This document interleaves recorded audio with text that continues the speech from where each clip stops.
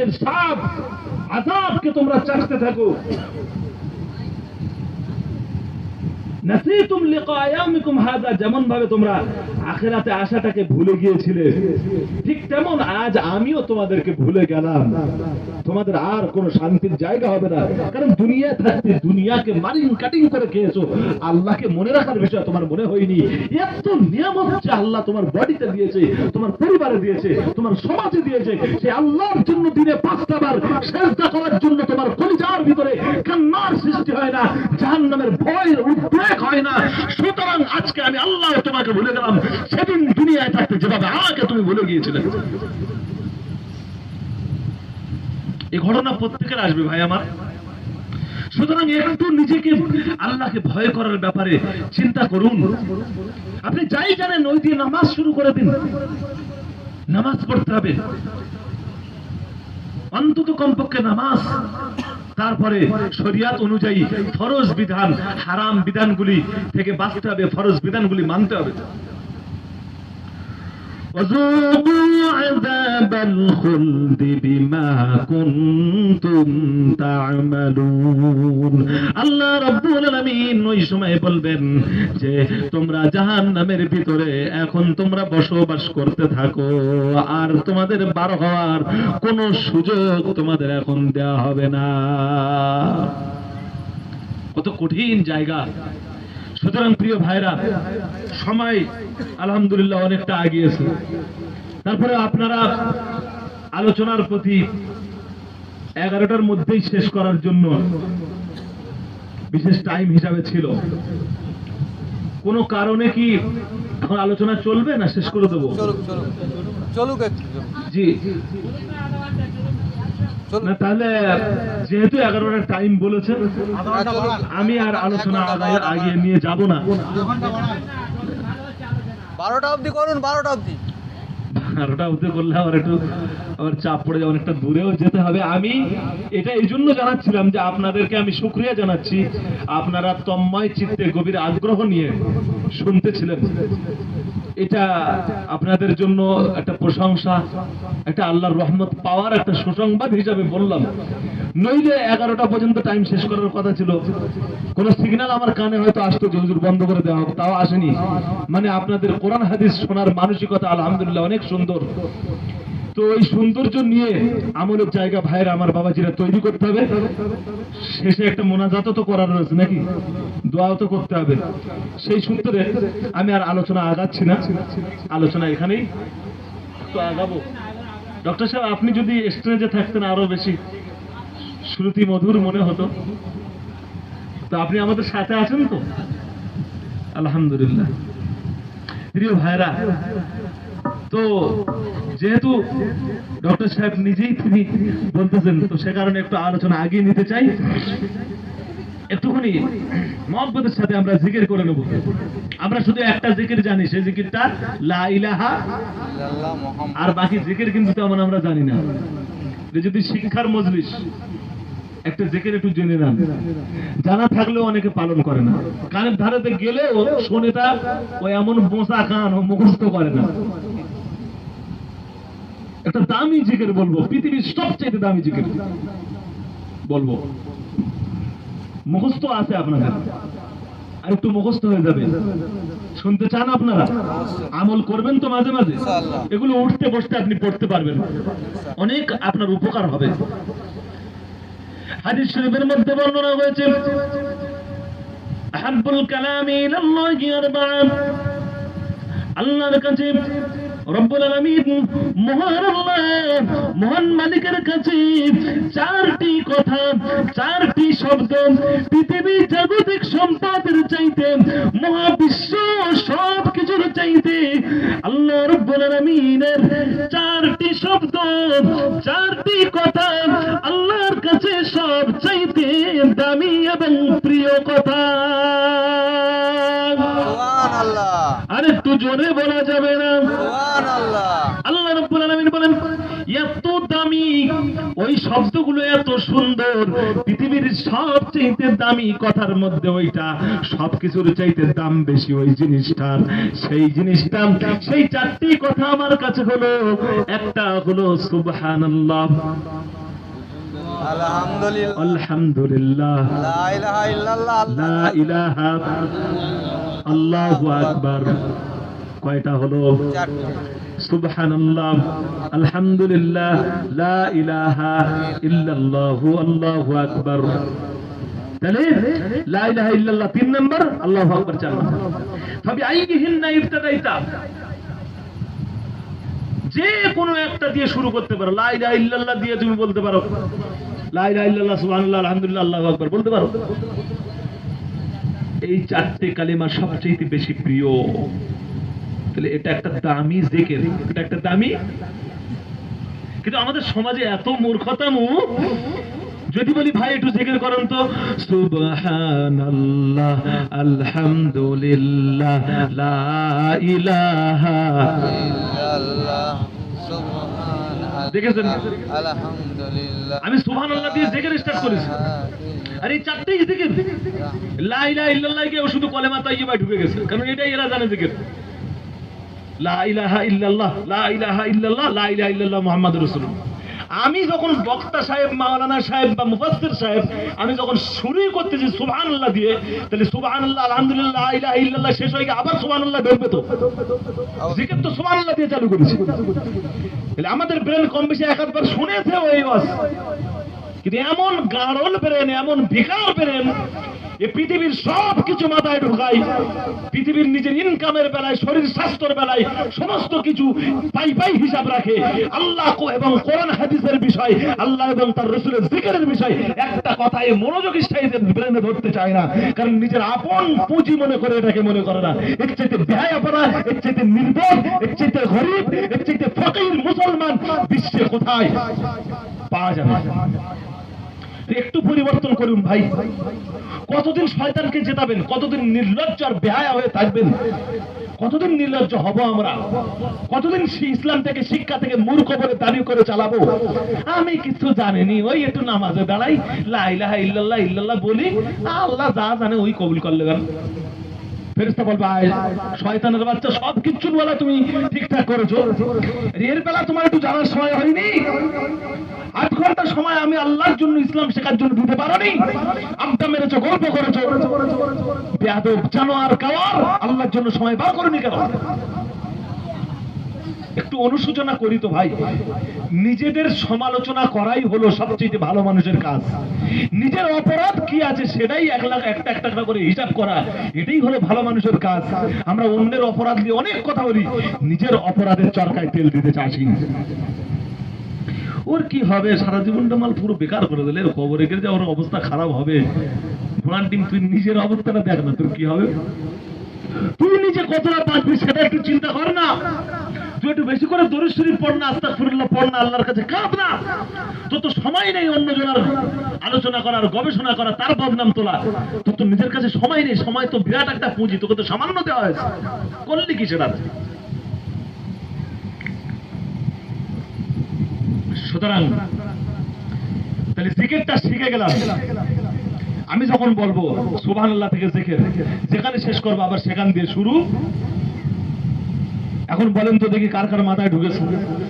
সুবহানাল্লাহ, আলহামদুলিল্লাহ, লা ইলাহা ইল্লাল্লাহ, সুবহানাল্লাহ, মাশাআল্লাহ, আলহামদুলিল্লাহ, সুবহানাল্লাহ, আলহামদুলিল্লাহ, লা ইলাহা ইল্লাল্লাহ, সুবহানাল্লাহ, আলহামদুলিল্লাহ, লা ইলাহা ইল্লাল্লাহ, সুবহানাল্লাহ, আলহামদুলিল্লাহ, লা ইলাহা ইল্লাল্লাহ, লা ইলাহা ইল্লাল্লাহু মুহাম্মাদুর রাসূলুল্লাহ সাল্লাল্লাহু আলাইহি ওয়াসাল্লাম। যাক, মাশাআল্লাহ, একটা ছোটখাটো ওয়াজতারি মুখস্থ হয়েছে। প্রিয় ভাইরা, হাদিসের মধ্যে এসেছে যে আল্লাহর কাছে সবচেয়ে প্রিয় বাক্য হলো এই চারটা। আল্লাহর কাছে আরো প্রিয় একটি জিনিস, তার নাম হলো কোরআন মাজিদ। আল্লাহ নবীজি বলেছেন, আফজালুজ যিকরি তিলাওয়াতুল কোরআন, সব জিকিরের চাইতে শ্রেষ্ঠ জিকির হলো রব্বুল আলামিনের কোরআন মাজিদ। একটু জোরে সোরে বলা যাবে না, একটু মন খুলে বলা যাবে না। সুবহানাল্লাহ। তাহলে এই কোরআন মাজিদ শেখার চেষ্টা করতে হবে। এই কোরআন শরীফ যতটুকু শুনে মুখস্থ করেছে সেটাও পড়ার চেষ্টা করতে হবে। আর এই কোরআন মাজিদ আপনার অন্তত শেখার যদি নাও থাকে, সময় যদি নাও হয়, মাঝে মাঝে কোরআন মাজিদের অডিও তেলাওয়াত, মোবাইল এখন অনেক মানুষের হাতে হাতে মোবাইল দিয়ে এক একটা কোরআন শরীফের সূরা শুনতে থাকুন। শুধু শুনলে হবে না, কোরআনের ব্যাখ্যা বিশ্লেষণ করা, তাফসীরের আলোচনা যদি পান সেগুলো শুনতে থাকবেন। এক একটা সূরা সাবজেক্টলি আলোচনা করা আছে, মোবাইলে খুঁজলেই পেয়ে যাবেন, ওগুলো শুনতে থাকবেন। আবার কোরআন মাজিদ থেকে রব্বুল আলামিনের কোরআন এভাবে শুনতে থাকবেন, তার তরজমা, তার তাফসীর কিছু কিছু করে শুনতে থাকবেন, শিখতে থাকবেন। আল্লাহর কাছে গিয়ে যেন বলতে পারেন, রব্বুল আলামিন শিখতে না পারলেও সময় পেলে তোমার কোরআন মাজিদকে ছেড়ে ছেড়ে তেলাওয়াত শুনতাম। তেলাওয়াত শুনলে কিছু বোঝা যায় না, বুঝলে বেশি নেকি হয়। কারণ হাদিস শরীফে এসেছে, একটা আয়াত যদি কেউ শোনে, একটা আয়াতের অক্ষর যদি কেউ তেলাওয়াত করে, এক অক্ষর তেলাওয়াত করার সাথে সাথে ওই ব্যক্তির আমল নামায় রব্বুল আলামিন 10টা করে নেকি লিখে দিবে। আর একটু জোরে সোরে বলুন সুবহানাল্লাহ। আল্লাহর নবী বলেন, একটা অক্ষর তেলাওয়াত করলে শুধু 10টা নেকি হয়। আর যদি কোনো বান্দা একটা ছোট্ট আয়াত তার তরজমা সহ, মানে সহ, তাফসীর সহ, বিশ্লেষণ সহ, ঘটনা সহ অন্তরের ভিতরে হৃদয়ঙ্গম করে বোঝার চেষ্টা করে, তাহলে 1000 রাকাত নফল নামাজ পড়তে যে সময় লাগে, 1000 নফল নামাজ পড়লে যে সওয়াব হয়, এই 1000 রাকাত কবুল হয়ে গেছে এমন নফল নামাজের সওয়াব ওই বান্দার আমলনামায় আল্লাহ তুলে দিবে। আর একটু জোরে চিৎকার মেরে হয় না? সুবহানাল্লাহ। তাহলে কোরআনের আলোচনা করলে লাভ আছে না লস?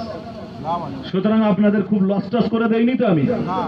আলোচনাটা এই কোরআনের চাইতে দামি কোনো আর কোনো বই আছে? আর কোনো দামি কোনো কিতাব আছে?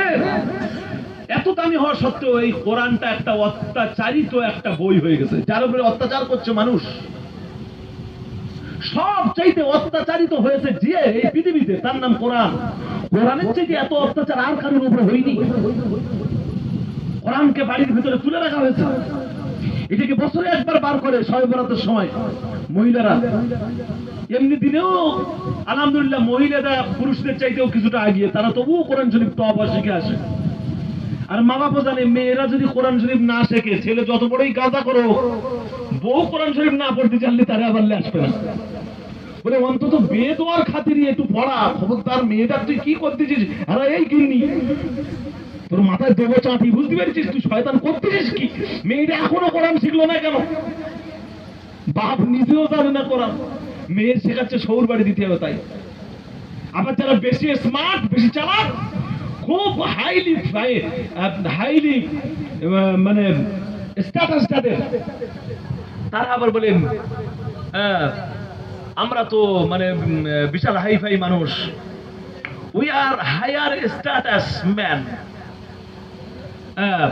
we are higher standard man, so we are nothing is Quran and Hadith. আমরা এর কাছেও থাকবো না। We are teaching, we are making, we are saving, we are launching the English, the doctorate, the engineer courses.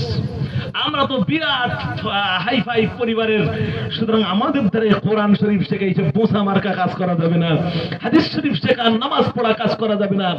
আরে বেটা, রোজা প্রত্যেক মাসে যদি 1200 টাকা, 2000 টাকা, 5000 টাকা টিউশন যায়, ইংলিশ ভালো করে শেখ, খবরদার কোরআনের কাছে যাওয়ার দরকার নেই। ভাবখানা এমন এইরকমই তালটা হয়, ইংলিশ শেখায় যত্ন করে, দামি কিতাব কোরআনকে এর কাছে আনতে দেয় না। সবচেয়ে মেধাবী ছেলে, ব্রেনি ছেলেটাকে তাকে ডক্টরেট দেয়, ইঞ্জিনিয়ার দেয়, যারা হাই স্ট্যান্ডার্ডের মানুষ। আর লো কোয়ালিটি ওরা তো খায় দায় ঘুরে বেড়ায়, বলে শালা আমি সারা জীবন জোন দিলুম, জোন খাটলুম।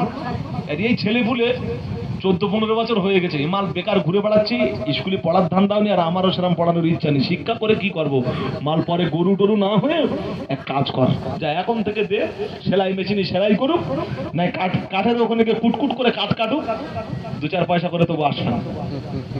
এরা ওই ধান্দা এদিকে দিয়ে দিল। রাগ করবেন না ভাই, বাস্তব চিত্রটা একটু তুলে বলতেছি আমি, যাতে সকলের মনে কিছুটা ধাক্কা খায়। মানুষ হিসেবে আলহামদুলিল্লাহ অনেক মানুষ, নিঃসন্দেহে আপনারা ভালো, নইলে কি এই মাহফিলে আসতেন? নিঃসন্দেহে ভালো আন্তরিকতা আছে, নইলে কি বিয়ের আগে শুধুমাত্র বিয়ের অনুষ্ঠান দেওয়া যেত, কিন্তু তার সাথে এইরকম একটা অনুষ্ঠান দেওয়া হতো? নিঃসন্দেহে আল্লাহ এবং রাসূলের মহব্বত আছে, কিন্তু ভুল তো আমাদের আছে, আমরা তো অপরাধী। আমরা আমাদের অপরাধ যদি আলোচনা করি, এটাই তো ভালো বিষয়, এটাই তো আমাদেরকে উন্নত করতে পারে, কথা ঠিক না?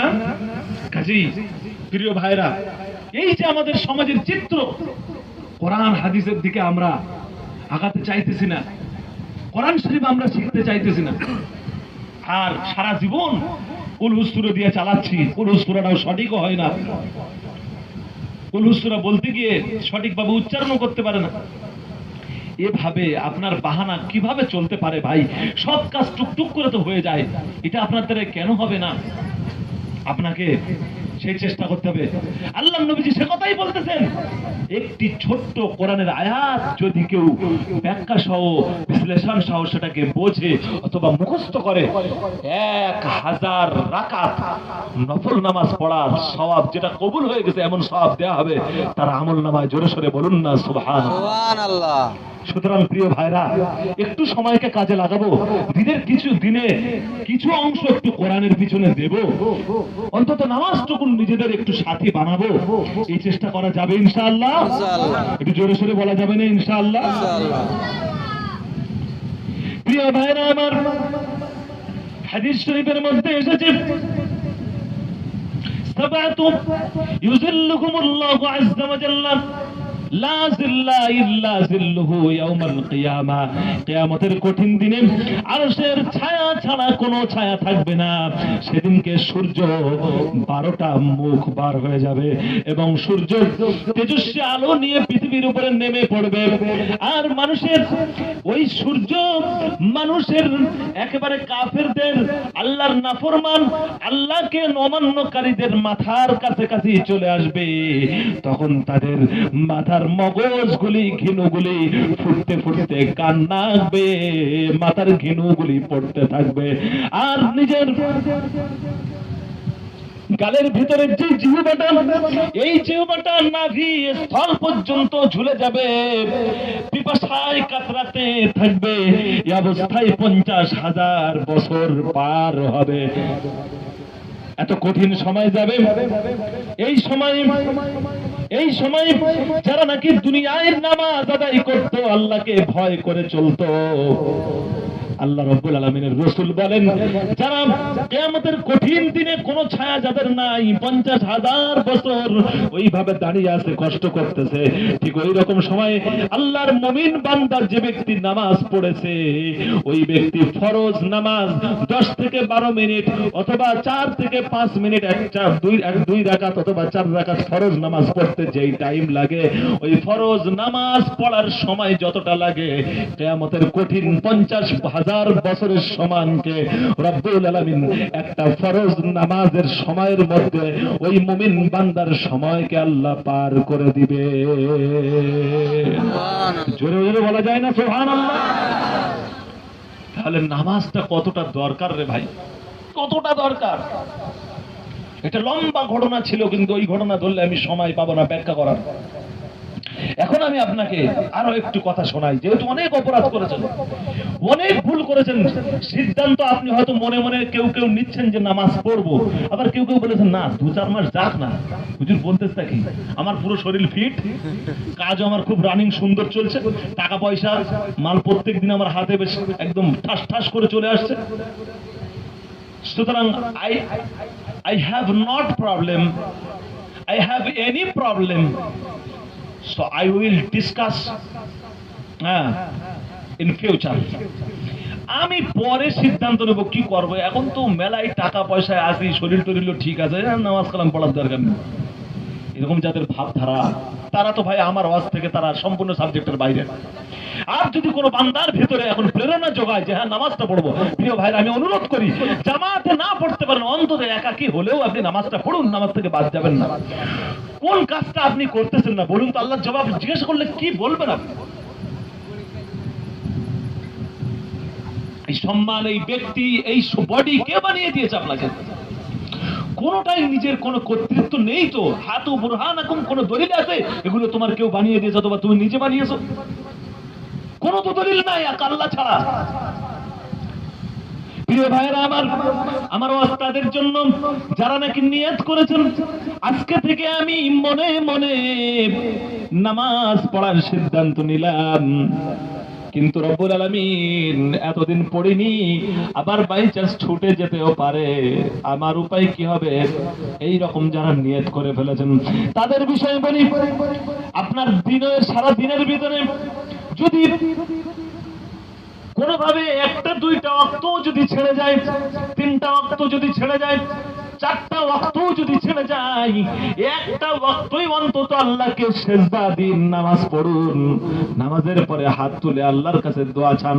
প্রিয় ভাইরা আমার, এরপরেও যদি আপনি একটা ওয়াক্ত যদি না পড়তে পারেন, অন্তত গোপনে আপনি আল্লাহর কাছে ঘরের দরজা বন্ধ করে দিন, অথবা গভীর রাত্রে আপনি কোনো ফাঁকা জায়গায় একাকী হয়ে যান, অথবা গোপন কোনো জায়গায় চলে যান, সেখানে চলে গিয়ে আল্লাহ রাব্বুল আলামিনের কাছে বারবার ক্ষমার তাসবিহগুলো পড়ুন, গুনাহ থেকে বাঁচা আসার করুন, গুনাহ থেকে মাফ চাওয়ার জন্য তৈরি হয়ে যান, নবীজির প্রতি দরুদ পাঠ করুন, আর হাত তুলে বলুন রব্বুল আলামিন আমার জীবনে আমি চেষ্টা করার জন্য আমি চেষ্টা করতেছি, কিন্তু তুমি রহমান রহিম, তোমার কাছে আশা করে হাত পেতেছি আল্লাহ, আমি পারিনি, কেন পারিনি আমি বুঝিনি, সব হয়ে যায় আমি নামাজ পড়তে পারিনি, আল্লাহ তাআলা তুমি আমাকে মেহেরবানি করে নামাজের কারণে জাহান্নামী বানাইও না, আমাকে তুমি দয়া করে নামাজের কারণে কুফরের দিকে ঠেলে দিও না, আমাকে তুমি নামাজি বানিয়ে দাও, আমি তোমার কাছে কাঁদতেছি রব্বুল আলামিন। আল্লাহ আজকের এই গোটা মাহফিল নিয়ে তোমার কাছে দোয়া চাই, আল্লাহ তাআলা যে উদ্দেশ্যে মাহফিল দেওয়া হয়েছে এই উদ্দেশ্য সফল করো, সকলকে নেক আমলের তৌফিক দাও, আমার ভাইরা যারা এসেছে সকলকে নেক আমলের তৌফিক দাও, ইসলামকে জানার তৌফিক দাও, বিশেষ করে আমি অধম গুনাহগার রব্বুল আলামিন আমাদের ভাইদেরকে নিয়ে দোয়া চাচ্ছি আল্লাহ, কিয়ামতের দিন আমার বাঁচার অবস্থা কি হবে আমি জানি না, আল্লাহ তুমি রব্বুল আলামিন মেহেরবানি করে আমার ভাইদের সঙ্গে আজকে যা বললাম আমাকে আমল করে কিয়ামতের দিন বাঁচিয়ে দিও।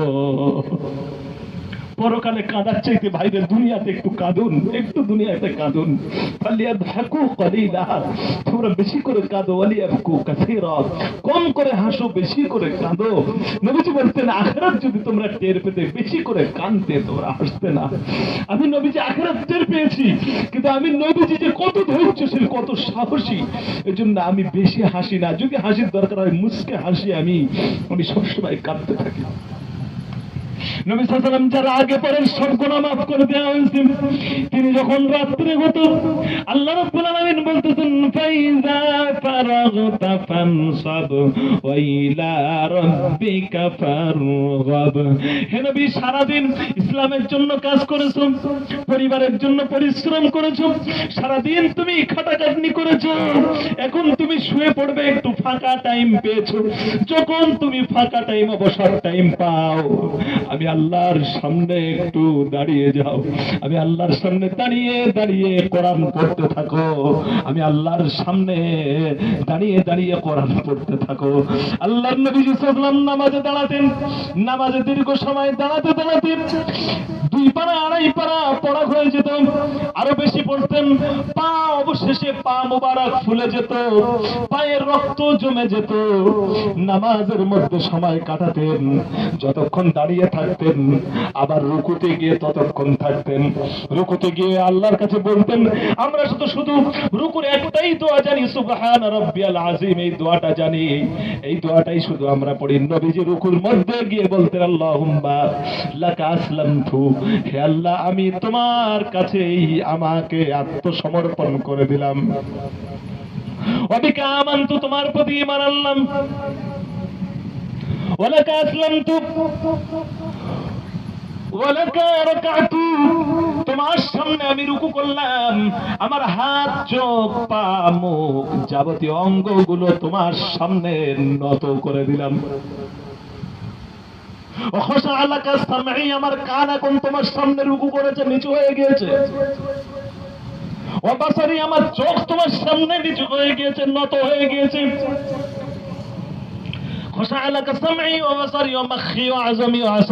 আমার হাড্ডিগুলি, আমার মজ্জাগুলি তোমার সামনে নত হয়ে গিয়েছে। রব্বুল আলামিন, তুমি আমার রুকুকে কবুল করে নাও। আবার রুকু থেকে দাঁড়াতেন, দাঁড়িয়ে আবার বলতেন, রব্বানা লাকাল হামদ, সব প্রশংসা তোমার, হামদান কাসীরান তাইয়িবান মুবারাকান ফিহি। রব্বুল আলামিন, বেশি থেকে বেশি প্রশংসা শুধু তোমার জন্য। তুমি যতটা প্রশংসা করলে তুমি খুশি হও, ততটা প্রশংসা তোমার জন্য বর্ণনা করতেছি। সুবহানাল্লাহ, সুবহানাল্লাহ। লা উহসি সানান আলাইকা, তোমার প্রশংসা কোনোদিন শেষ করতে পারবো না। আনতা কামা আসনাইতা আলা নাফসিক, তুমি নিজে নিজে যত প্রশংসার যোগ্য ততটাই প্রশংসা বর্ণনা আমি এক কথাই করতে চাচ্ছি। এবার নবীজি রুকুতে চলে যেতেন। রুকুতে চলে যাওয়ার পরে সেজদায় পড়তেন। আম্মা জান আয়েশা বর্ণনা করেন, নবীজি যখন সেজদায় চলে যেতেন, আল্লাহর এত কাছে হয়ে যেতেন, আল্লাহর জাহান্নামের কথা মনে করতেন, আল্লাহকে দেখে এত ভয় করতেন। ওই সময় সারা দিনের ফরজ নামাজ তো পড়তেনই, আবার রাত্রির বেলা নফল নামাজ পড়তেছে, তাহাজ্জুদ পড়তেছে দাঁড়িয়ে দাঁড়িয়ে। রুকু আর সেজদায় যখন চলে গিয়েছে, সেজদায় গিয়ে এত জোরে ডুকরে পড়ে কাঁদতেন। আম্মা জান আয়েশা বলেন, ভাত তরকারি রান্না করার সময় যখন পানিগুলো উবাল মেরে টকটক করে ফুটলে গোমড়ে যেরকম একটা আওয়াজ বার হয়, নবীজির বুকের ভেতর থেকে আল্লাহর ভয়তে ওই রকম আওয়াজ বার হতে থাকতো। সুবহানাল্লাহ, সুবহানাল্লাহ। কার উম্মত ভাইরা আপনারা? তার নামাজের মিশন কি ছিল? আপনার নামাজের মিশন নাই, আমার নামাজের মিশন নাই। আল্লাহ, মাহফিল থেকে দোয়া চাই, কলিজায় জাহান্নামের ভয় দাও, নামাজ পড়ার তৌফিক তুমি আমাদের দান করো। জোরে বলেন আমিন। কয়জন ভাই নামাজ পড়ার ব্যাপারে সিদ্ধান্ত নিয়েছেন? এখন না, একটু পরে থেকে বা সামনের সময় থেকে নামাজ পড়বো, এই সিদ্ধান্ত একটু নিয়েছেন আল্লাহকে খুশি করার জন্য? এক আধজন যারা নিয়ত করেছেন একটু হাত দেখাতে পারবেন? আলহামদুলিল্লাহ, আলহামদুলিল্লাহ। একটু হাত তুলুন না মেহেরবানি করে, অন্তত আল্লাহর উপরে আশা করে হাত তুলুন, আল্লাহ আপনাকে তৌফিক দিতে তো পারেন। হাত নামান ভাইরা। যারা নামাজ পড়েন তারাও হাত তুলবেন, যারা নামাজ পড়েন। আলহামদুলিল্লাহ। এইটা যে একটা আশা করে, আমি তো নামাজ পড়ি ঠিকই, আল্লাহ আগামীতেও তোমার তৌফিক চাই। প্রিয় ভাইরা, আমি আপনাদের কাছে অনুরোধ করবো, আপনি ফরজ নামাজগুলো, জোহরের 4 রাকাত ফরজ, আসরের 4 রাকাত ফরজ, মাগরিবের 3 রাকাত ফরজ, ইশার 4 রাকাত ফরজ পড়ুন আপনি। বাকি 1 বছর ধরে আপনি এটা করুন। বাকি সুন্নত নফল না পড়লে আমি কথা দিচ্ছি, আমি আল্লাহর কাছে আপনাদের জন্য কেঁদে বলবো, আল্লাহ ওরা পড়তে পারেনি কিন্তু তোমার ফরজ আদায় করার চেষ্টা করেছে, ওদেরকে তুমি সুন্নত নফলের তৌফিক দাও, আর যেটুকুন করেছে তুমি ওদের মাফ করে নামাজের কাতারে শামিল করো। জোরে বলেন আমিন। প্রিয় ভাইরা, নামাজ নাইলে কোনো দাম হবে না। নামাজ না হলে রাসূল সাল্লাল্লাহু আলাইহি ওয়াসাল্লাম আপনাকে নেবেন না। নামাজ খুব মারাত্মক জিনিস। এই নামাজ থেকে আমাদের জীবন সরে যাওয়া মানে আমাদের জীবন শেষ হয়ে যাচ্ছে, সমাজ শেষ হয়ে যাচ্ছে। নামাজের দিকে আগিয়ে আসুন। এত তো সময় দিয়েছেন, এত সময় তো ব্যয় করলেন, একটু আল্লাহর জন্য ব্যয় করবেন। আমি সকলকে, আমি নিজেকেও নসিহত করতেছি, বিশ্বাস করুন আমি আপনাদেরকে নসিহত করার এই যোগ্যতার লেভেল আমার নাই যে আমি সবকিছু সাকসেস। আমি নিজেও ধরা খেতে পারি, আমার নিজের আমলও কমজোরিতা। তা আমরা নিজেদেরকে যদি সংশোধন করে, নিজেদেরই তো লাভ। সুতরাং আমাদেরকে নামাজের ব্যাপারে চেষ্টা করতে হবে। নামাজের ব্যাপারে আমাদেরকে আগিয়ে আসতে হবে প্রিয় ভাইরা। সেই জন্য রাসূল করিম সাল্লাল্লাহু আলাইহি ওয়াসাল্লাম যখন তিনি ইন্তেকাল করেছেন, শেষ কথাটাই তিনি নামাজের কথা বলেছেন। নাতি সন্তানাদি ছিলেন, তাদের কারোর কথা বলেনি। ফাতেমার বাবার সম্পত্তি কি দেবে সে কথাও তিনি বলে যান, তখন বলেছেন নামাজ। অসুস্থ হালাতে তখন তিনি খুশিতে তার চোখ দিয়ে পানি বার হয়েছিল এই নামাজের দৃশ্য দেখে। আল্লাহর নবী সাইয়্যিদুল মুরসালিন ইন্তেকালের কিছুদিন আগে অসুস্থ হয়ে পড়লেন। এমন অসুস্থ হয়ে পড়লেন, দাঁড়াতে পারেন না, হাঁটতে পারেন না, কোন রকম কারো কাঁধের উপরে ভর দিয়ে চলাফেরা করেন। মসজিদে নববীতে এভাবে তিনি যখন নামাজ পড়তে যাওয়ার মতো একটু শরীরটা ঠিক ছিল, তখন দুইজন সাহাবীর কাঁধের উপরে ভার দিয়ে মসজিদের জামাতে হাজির হয়েছেন। জামাতের নামাজে হাজির হওয়ার পরে নামাজ পড়লেন, তারপরে তিনি যখন ঘরে এসে শুয়ে পড়লেন, ওই যে শুয়ে পড়লেন আর একটা ওয়াক্ত মসজিদে যেতে পারেন নাই। কখনো হুঁশ আসতেছে, কখনো বেহুশ হয়ে যাচ্ছে। আল্লাহর নবীকে যদি মৃত্যু যন্ত্রণা না ছাড়ে, মৃত্যু যদি না ছেড়ে দেয়, আপনি আমি তো একটা তুচ্ছ চুনোপুটি, আখিরাতে রব্বুল আলামিনের সামনে দ্বারস্থ হতে হবে, কোনো সন্দেহ নাই। আল্লাহর নবী সাল্লাল্লাহু আলাইহি ওয়াসাল্লাম যখন বিছানায় শুয়ে আছেন এই অবস্থায় হঠাৎ করে বেহুশ থেকে হুঁশ এলো। নবীজি জিজ্ঞাসা করলেন, আয়েশা এখন কোন সময় চলতেছে? হযরত আয়েশা বললেন, ইয়া রাসূলুল্লাহ, ইশার সময় হয়ে গিয়েছে। আপনার সাহাবীরা নবীর জন্য অপেক্ষা করে করে এখন তাদের মনের এই ধারণা হয়েছে বিশ্ব নবী অনেক সময় হয়ে যাচ্ছে, নবীজি নামাজে আর আসতে পারতেছে না। মনে হয় বিশ্ব নবীর শেষ চলে যাওয়ার বিদায় ঘন্টা বেজে গিয়েছে, আমরা নবীজি থেকে বঞ্চিত হয়ে যাব, নবীজি আর কোনদিন আমাদের নিয়ে নামাজ পড়াতে পারবেন না। আল্লাহর নবী বললেন, আয়েশা ইশার সালাতের সময় চলছে, ইশার সময় এখন আমার উম্মতের অবস্থা খবর বলো। বলেন, ইয়া রাসূলুল্লাহ, বহু সময় দীর্ঘক্ষণ অপেক্ষা করার পরে এখন তারা নামাজে দাঁড়িয়েছে। আল্লাহর নবীজি বললেন, আমার সামনের পর্দাটা একটু খুলে সরিয়ে দাও, আমার উম্মতদের নামাজের দৃশ্যটা আমি একটু দেখতে চাই। সামনের পর্দাটাকে ওপেন করা হলো। বিশ্বনবী ঘাড় উঁচু করে পর্দার ভিতর থেকে রব্বুল আলামিনের রাসূল তাকিয়ে তাকিয়ে দেখলেন নামাজের বান্দারা, আল্লাহর বান্দারা, নামাজিরা রুকু করতেছে, সিজদায় যাচ্ছে, নামাজ আদায় করতেছে। আল্লাহ রব্বুল আলামিনের রাসূল কিছু সময় দেখতে দেখতে দেখতে দেখতে চোখের পাশ দিয়ে পানি গড়িয়ে গড়িয়ে পড়ে যাচ্ছে। হযরতে আয়েশা সেই সময় বললেন, ইয়া রাসূলুল্লাহ, আপনি নামাজের দৃশ্য দেখতেছেন কিন্তু আপনার চোখ দিয়ে পানি গড়িয়ে যাচ্ছে, আপনার মনে হয় কষ্ট হচ্ছে নাকি? আপনি বলুন। রাসূল তখন বললেন, ওগো আয়েশা, এটা আমার কোনো কষ্টের চোখের পানি না, এটা আমার কোনো দুঃখের পানি নয়। এই নামাজের জামাতের জন্য উহুদের ময়দানে আমি নবীজি আমার দুটো দাঁতে পাথরের আঘাতকে দুটো দাঁত আমার ভেঙে রক্ত গড়গড় করে বেরিয়েছিল, রক্ত বার হয়েছিল উহুদের ময়দানে।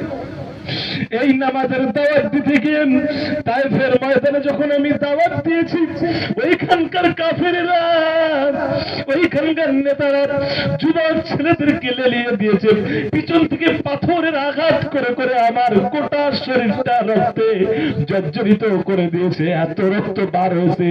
আমি নবীজি জুতো পরেছিলাম, জুতোটা রক্তের সঙ্গে চেপটে গিয়েছিল, জুতোটা আর খুলতেছিল না, রক্তের সঙ্গে চেপটে গিয়ে জুতো খুলতে পারতেছিলাম। অনেক কেঁদেছি আয়েশা, অনেক কষ্ট করেছি, সেই ছোট্টবেলা এতিম থেকে নিয়ে কেঁদেছি, উম্মতের জন্য কেঁদেছি। কবরে গিয়ে আমার কান্না শেষ হবে না, কিন্তু আমার হতভাগ্য উম্মত কিছু আসবে, তারা বছরে একবার নারাই তাকবীর দেবে, বিশ্বনবী জিন্দাবাদ বলবে, আমার দেওয়া সুন্নাহ নামাজ, এই নামাজকে ওরা কোনোদিন পড়বে না। ঈদের নামাজ পড়বে, কোন রকমের জুমার নামাজ পড়বে, কিন্তু সেই নামাজ এরা আদায় করবে না। আল্লাহর নবী সাল্লাল্লাহু আলাইহি ওয়াসাল্লাম বলেন, জুইলাত লিয়া সালাসাতু আশিয়াইন, আমার কাছে তিনটা জিনিস সবচেয়ে বেশি প্রিয়। একটা হলো কুররাতু আইনি ফিস সালাত, নামাজ হলো আমার চোখের শীতল, আমার চোখের ঠান্ডা। যখন নামাজ পড়ে আমার কলিজা ঠান্ডা হয়ে যায়, সুবহানাল্লাহ। প্রিয় ভাইরা, সেই নামাজ আমাদের শয়তান দূরে সরিয়ে দিয়েছে। একটা গল্প বলি, আপনারা অবাক হবেন, আমাদের ঈমান কোথায়। যুদ্ধের ময়দান থেকে আসতেছে সাহাবায়ে কেরাম, আল্লাহ নবী সাল্লাল্লাহু আলাইহি ওয়াসাল্লাম বললেন, সাহাবীরা বড্ড ক্লান্ত হয়ে গিয়েছে, খুব কষ্ট হয়ে গেছে। আযযান ইয়া বিলাল, বিলাল কোথায় আছো, আযান দাও। আরিহনা বিস সালাত, খুব কষ্ট হয়ে গেছে, একটু নামাজ পড়ে শরীরটা একটু আরামদায়ক বানিয়ে নেব, শরীরের এনার্জি আনবো, বড্ড কষ্ট হয়ে গেছে। নামাজের মাধ্যমে শরীরে একটু মজা, একটু আরাম, একটু এশ অর্জন করে নেব। সুবহানাল্লাহ। আমরা কি বলি, বিশাল কষ্ট হয়ে গেছে, নামাজ পড়তে পারবো না, হালকা ফুলকা কষ্ট যদি হয় এরকম নামাজ পড়া আমার দ্বারা সম্মান। ওরে বাবা রে, কোমরটা গেল ভাব, বিশাল কষ্ট হচ্ছে। যুদ্ধের ময়দান থেকে কষ্ট করে আসতে, তখন বলতেছে নামাজ পড়লেই শান্তি পাবে নাকি, নামাজ পড়লেই নাকি তারা আরাম পাবে। আর আমরা ঘুমে আরাম পাই, আমরা গল্প মারায় আরাম পাই, আমরা আড্ডাবাজিতে আরাম পাই। খবরে যখন যাবেন, এই খবর আপনার জন্য আমার জন্য কি করে নাজাতের জায়গা হবে কিভাবে? একটু নিজেদের খোরাক দিলাম, চিন্তা করবেন আমল করার জন্য। এ পর্যন্তই আমি সংক্ষিপ্ত করছি আমার আলোচনা, যেহেতু আর লম্বা সময় করব না। একটু দরুদ শরীফ, আল্লাহুম্মা সাল্লি আলা